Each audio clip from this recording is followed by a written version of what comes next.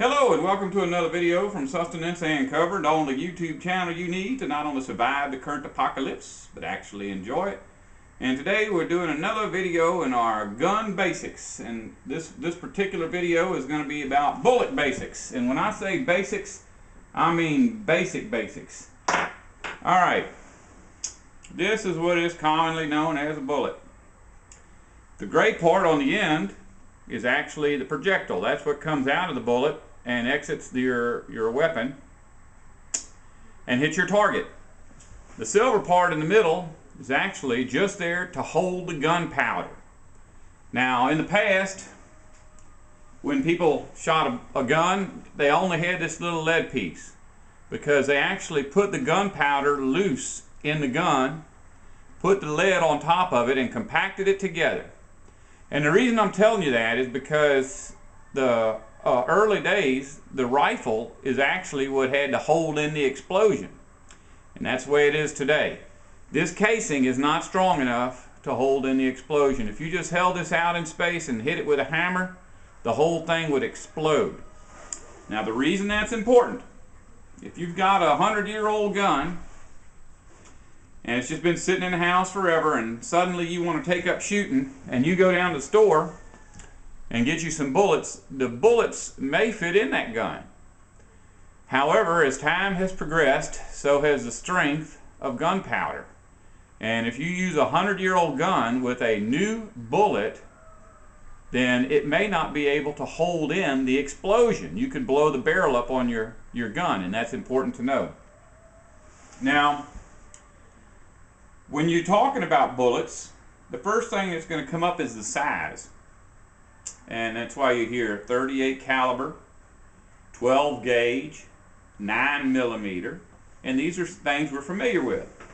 However, if you notice, they all have different words after them: gauge, millimeter, and caliber. They're totally different systems for explaining the size of a bullet. We're not going to get into a discussion of why that is, but just know this: if you took the smallest number, regardless of what kind of measurement it is, and you lined up all those bullets all the way to the biggest number, it would not be smallest bullet to biggest bullet. In fact, it would be going both directions and just basically a mixture of bullets. I know that's confusing, but we're not going to worry about that. If you decide you want to become a gun enthusiast, you can easily just type onto Wikipedia caliber versus gauge versus millimeters and something will come up. Now that we understand that there are different parts to a bullet, we're going to talk about different kinds of bullets. If you notice, this is different. The reason it's different is because this is a bullet that would fire one projectile, and this is a bullet that fires multiple projectiles. This is called a shotgun shell. In particular, this is a 410 shotgun shell. You see, it's basically a piece of plastic that's wrapped around what amounts to 3 bullets, I think. You can actually put anything you want in here, or you can buy them with anything you want in here. This one may be just bird shot, but I think it may be because all the labels wore off of it. But if this was buckshot, there would be 3 bullets in here, one after the other. If it's bird shot, then there may be, I don't know, 100 little bitty, teeny tiny, way smaller than a BB. This is basically useless for anything except hurting somebody or shooting a bird, because if you're trying to shoot a projectile, one single projectile at a bird, you're not going to have, in general, you're not going to have the ability to actually get on target. And that's with a rifle or a pistol or anything. But this, when these bullets come out, they'll spread. So if you have a bird that's flying across your projectile's path, if you just shoot in the general direction, a lot of times you'll knock that bird out of the sky. And plus, birds are very, very light and very frail, and one little itty-bitty BB like that will kill them. Now, the problem with that is if you are shooting at something to eat with this, and it's loaded with bird shot, you may not be able to eat what you shoot because every other bite will have a BB in it, a piece of lead. or whatever's made out of. Now, as far as the difference in sizes, these here actually both, just because I know it, these are handgun rounds. A handgun is a pistol. It could either be a semi-automatic or a revolver. You notice they're short. That's called handguns. This is a rifle, which is known as a long gun. But I know for a fact that this is a .38 Special, which traditionally would go into a revolver. And a revolver is this. A gun that has the part where the bullets go revolves. That's why it's called a revolver. This is a 9mm. It would go in this. Now this is a semi-automatic pistol, and the difference between it, if you notice, it doesn't have the part that rolls. The bullets are actually in this, which is called a magazine, which isn't even important. But the fact is, and I'm sure that some gun enthusiast is going to see this and eventually send me a 6-page letter explaining why I'm wrong.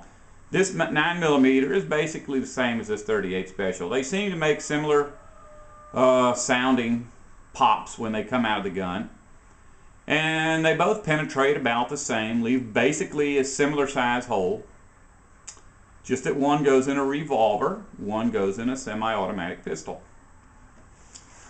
This is, and you can do your own research and come back and tell me why I'm wrong, these two rounds are the best self-defense rounds.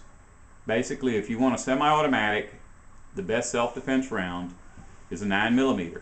If you want a revolver, the best self-defense round is a .38. Now, the reason I say that, I'm going to show you something.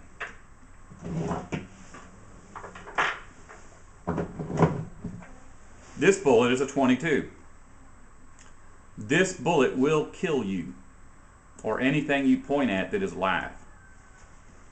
This bullet will kill you or anything you point at that is alive.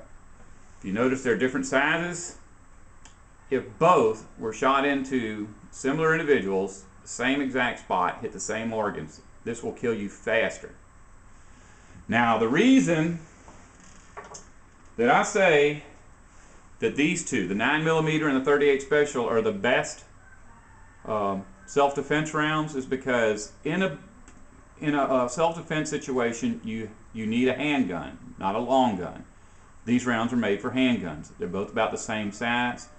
They both make the same amount of noise. This noise is loud enough to hurt your ears, give you a headache, make your ears ring. That's important in self-defense. You can shoot someone with this bullet and they will not even know they're shot. A lot of times they do, but sometimes people have been shot and not known it. You can shoot someone with this bullet and people not know they're shot. But this sounds like a firecracker.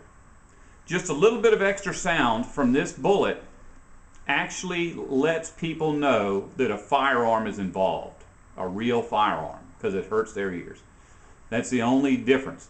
Now, you'll read articles about stopping power, where different scientists have examined which bullets will knock a person down, and everybody's got their opinion. Some think it's some huge bullet, and some say that none will knock anybody down. The reality is, if you're shooting at someone that's 200 pounds with something that weighs less than an ounce, doesn't matter how fast it's going, it will not knock them down, period.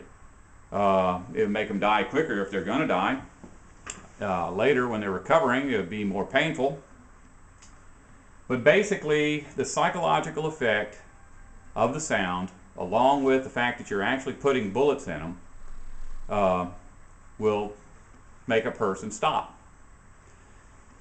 Now, this bigger bullet, if you are a small person or female or have a weak arm, you may only get one of these on target, because every time you shoot, the gun's going to kick a little bit. And so if you're only going to get one bullet on target, it doesn't matter how many you shoot. With a .22, the kick is so small that you can actually put every bullet, one after another, on target. So it's always going to be better to be able to put multiple small bullets on one target as opposed to one larger bullet. Now, I'm going to explain one more thing about these rounds to you, and that is that this is a 38 special. To see the size of round, that corresponds to the size of the hole. Now I'm just going to pull this out and show you. The hole that's inside of that chamber, if this was a 38 special gun, then this would fit in it. Why that's important, and the only reason I'm going to tell you this, revolvers are not dependent on the gas pressure from the bullet cycling the action. In other words, you can shoot a very weak bullet or a very powerful bullet out of a revolver, and it will advance to the next round mechanically from the motion of your finger. A semi-automatic pistol doesn't do that. The bullet itself cycles the next round because the pressure from the bullet causes the mechanism inside to do what it's supposed to do. The reason I'm telling you that is because this 38 special is the same size of round as a 357. The only difference is the 357, which you may have heard of as a 357 Magnum, is longer and more powerful. If you want the option of having a really loud, powerful bullet, but you want to normally shoot these 38 specials, which is a good self-defense round, a 357 revolver will shoot 38 and 357 bullets. A 38 caliber pistol will only shoot 38 caliber bullets. You do not have the option of putting a longer bullet in, because simply put, the bullet, when inserted into this drum, will actually stick out at the end. It wouldn't be able to turn. That's just a simple little, nothing detailed, but I thought that it was important to let you know that. Now, in hunting, you wouldn't be using a pistol, you would use a rifle. There is no option for hunting with a pistol. That is for fun. It's not something you do to survive, because unless you have just acres and acres of living animals crammed next to each other, you'd never hit anything. For hunting, in a survival situation, this is what you want. It's a 22. I already know that I'm going to get a lot of negative comments about that.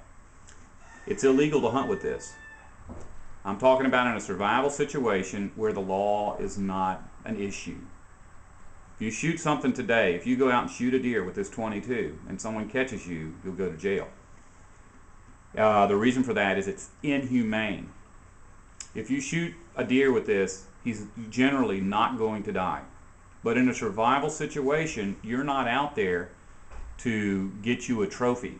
So you're not going to shoot the deer in the chest with the hopes of cutting the head off and making like a puppet thing to hang on your wall. You're going to shoot that animal for meat. And a 22 will take down an elephant if properly placed. Not every time, and it would be a really stupid way to hunt. But the fact is, this will kill you and it will kill a deer. You simply have to make sure that your shot placement is right. Directly behind the ear, in the ear, or in the eye, something of that nature. It sounds gross, and killing anything is gross. But the fact is, the sound from this sounds like a firecracker. Today, I can go over my neighbor's yard and shoot an animal, and he won't know it because he's in there with the air conditioner or the heater running, TV set going. When the final drop of oil falls and it's gone and the electricity stops, people are not going to have air conditioners and heaters running, and they're not going to be watching TV. In fact, they may have all their doors and windows open so they can get some ventilation. And if you shoot anything, they're going to hear you. But your best chance is with something that doesn't make much noise. 22.